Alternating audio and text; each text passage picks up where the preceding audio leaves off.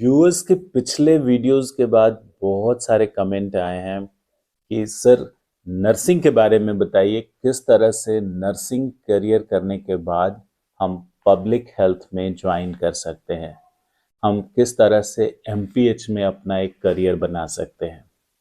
I am doctor Pranav और आज की हमारी वीडियो इसी बात के ऊपर होगी कि स्पेसिफिकली नर्सिंग फील्ड के अंदर अगर आपने ग्रेजुएशन की है, यानी कि you are BSc nursing and you are thinking about what after BSc nursing. So one of the finest opportunity is public health. कई बार लोगों को ये डाउट हो जाता है कि पब्लिक हेल्थ सिर्फ एमबीबीएस, बीडीएस, बीएएमएस, यूनानी, होम्योपैथी इसी लाइन के लिए है। इस बात का आंसर करने के लिए सबसे पहले मैं आपको ले चलूंगा 1800 के ज़माने में, when Florence Nightingale was alive. As you know, she is considered to be front runners in medical science in providing patient care. Nursing profession के one of the earliest founder में हैं। और जो सरप्राइजिंग बात मैं आपको बताने वाला हूँ, she is also one of the founders of public health professional, one of the pioneers of public health professional. She was for the first time collecting data from war sites, और जितने soldiers की death हो रहे थे और उनकी proper care नहीं हो पा रही थी, when there was a long drawn war between Britain and France.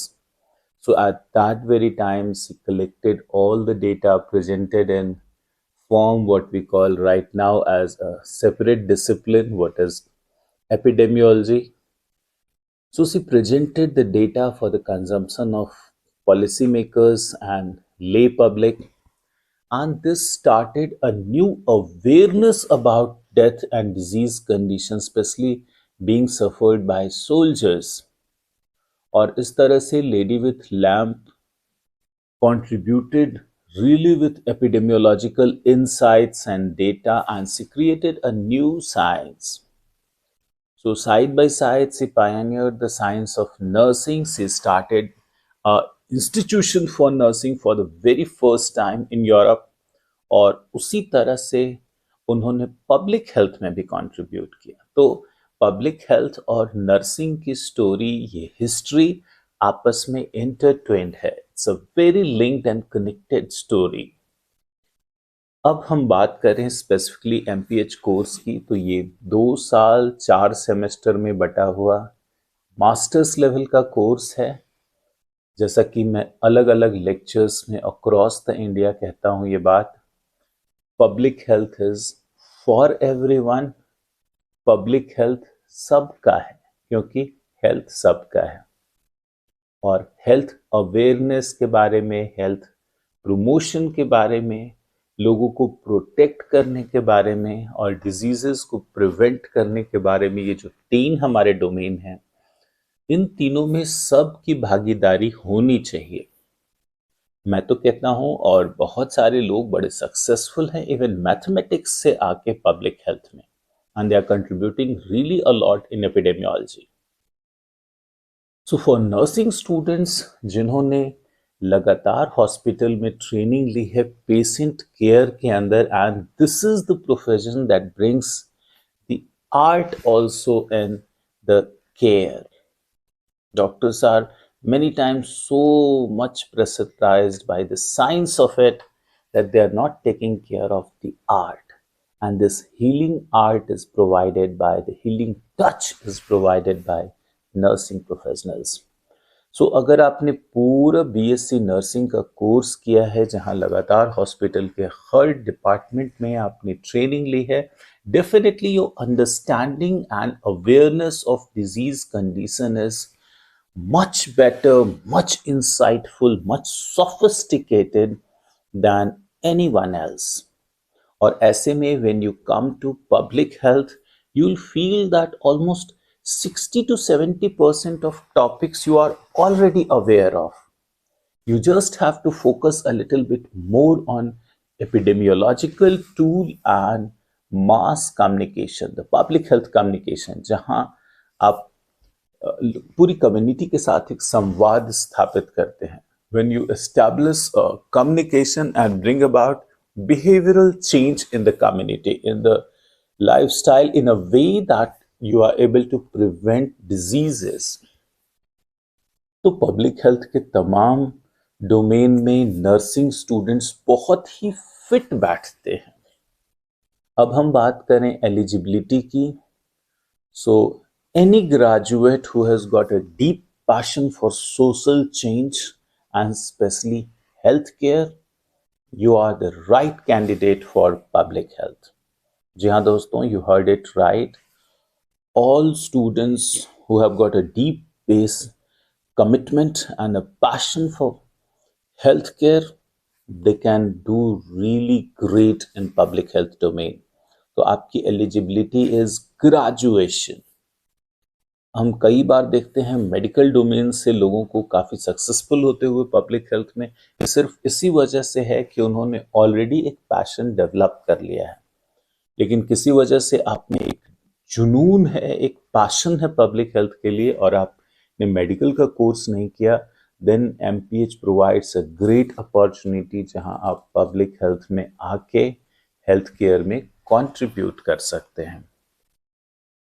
अब हम बात करें इसकी फ़ीस की. ये फ़ीस अलग अलग हैं. ये 50,000 स्टार्ट होता है गवर्नमेंट इंस्टीट्यूशन में, लेकिन वहाँ पे नंबर्स काफ़ी कम हैं. लेस देन 10 बहुत सारे प्लेसेस में है, मैक्सिमम 15 हैं. कंपटीशन बहुत हाई है. तो वैसे में फिर ऑप्शन आता है हमारे पास प्राइवेट इंस्टीट्यूशंस का. यहाँ भी बहुत सारे ऑप्शंस हैं. 1 लाख से लेके 5 लाख तक के अलग अलग पर एनम के कोर्सेज हैं. If you want any detailed guidance, you can get in touch with us and the number provided below on WhatsApp. We can guide you come to the complete process of admission. इसके बाद अगर हम बात करें course की, तो first semester involve करता है बेसिक साइंसेज में, जहाँ पब्लिक हेल्थ के पूरे डोमेन को लेकर आपको अवेयर बनाया जाता है. पब्लिक हेल्थ सिस्टम्स के बारे में, बेसिक मैनेजमेंट प्रिंसिपल्स के बारे में, बेसिक इकोनॉमिक्स प्रिंसिपल्स के बारे में जिसको आप फिनेंशियल प्लानिंग में यूज़ करते हैं. डेटा मैनेजमेंट के बेसिक टूल्स आपको सिखाए जाते हैं. सेकेंड सेमेस्टर में you start learning the core health sciences.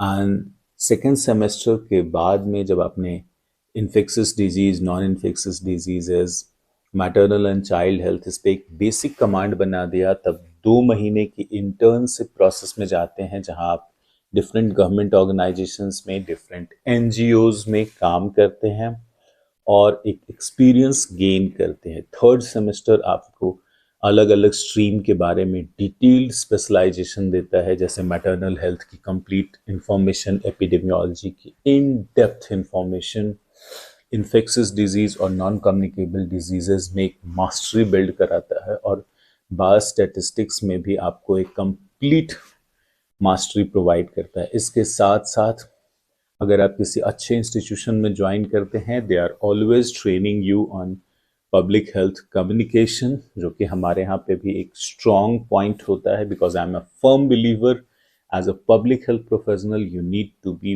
Very good at public health communication. इसके बाद अगर हम बात करें प्लेसमेंट्स की, तो आज जितने तमाम हेल्थ एंड वेलनेस सेंटर बने हैं, इन सब में पब्लिक हेल्थ प्रोफेशनल्स लगातार रिक्वायर्ड हैं, और इतने रिक्वायर्ड हैं कि अभी इंडिया में हमारे पास उतनी MPH की सीटें नहीं है. इसके अलावा जितने CSR फंडेड फाउंडेशंस हैं, चाहे हम गेट्स फाउंडेशन की बात करें, which is established bye Bill Gates and Melinda Gates, या इंडिया में Reliance foundation, Tata foundation, Piramal foundation, Adani foundation की बात करें, तो ये सारे फाउंडेशन हेल्थ केयर में वर्क कर रहे हैं. और इसमें भी ज़रूरत होती है प्रोग्राम को इम्प्लीमेंट करने के लिए एक पब्लिक हेल्थ प्रोफेशनल की, जहां नर्सिंग ग्रुप से आए हुए मास्टर्स लेवल के पब्लिक हेल्थ प्रोफेशनल को एक बड़ी अच्छी अपॉर्चुनिटी और ओपनिंग मिलती है.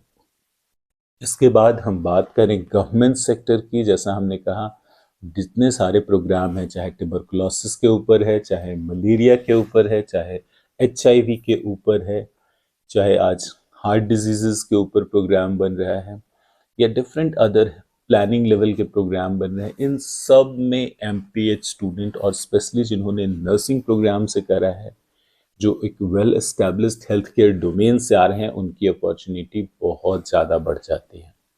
अब हम बात करें क्विकली सैलरी के बारे में, तो स्टार्टिंग में 5 to 7 lakh is the salary, जहां आप लर्न करते हैं और साथ साथ में अपने आप को मैच्योर बनाते हैं पब्लिक हेल्थ डोमेन में काम करने के लिए। After 3 to 5 years it can grow to anywhere between 12 lakhs to 19 lakhs। And इसके बाद जिस तरह से आप एक परफॉर्मेंस देते हैं, जिस तरह से आप एक डिलीवरी देते हैं, आप ग्रो करते जाते हैं। अब हम बात करते हैं lastly and finally about foreign placements. तो पब्लिक हेल्थ का फील्ड बड़ा ही व्यापक है, पूरे एशिया में, पूरे वर्ल्ड में कई बार सेम ऑर्गेनाइजेशन काम करती है, जैसे दीपात है जो काम कर रही है, WHO काम कर रही है, यूनिसेफ काम कर रही है। तो वैसे में अगर आप इंडियन ऑर्गेनाइजेशंस, इनके इंडियन ब्रांच में आपने काम करके अपने आप को एस्टैब्लिश कर लिया है, then within 3 to 5 years you get great opportunity to work in international locations of UNICEF, WHO, PATH, Gates Foundation, Rockefeller Foundation, Food Foundation। तो इस तरह से आप एक बेहतरीन करियर की शुरुआत कर सकते हैं। So finally to all my friends who are from nursing, अगर आप एक नए और एक्साइटिंग करियर को चाहते हैं जहां पब्लिक डोमेन में जाके आप काम करें और अपने कंट्रीब्यूशन से देश को हेल्दी बनाएं, then you are most welcome. Public health is going to prove your master stroke for career. Thank you. And of course, if you have any doubt, you can ask your question on the link provided below, या comment box में आप हमारे जो number provide किया हुआ है उस पर आप WhatsApp पे कॉन्टैक्ट कर सकते हैं। Thank you.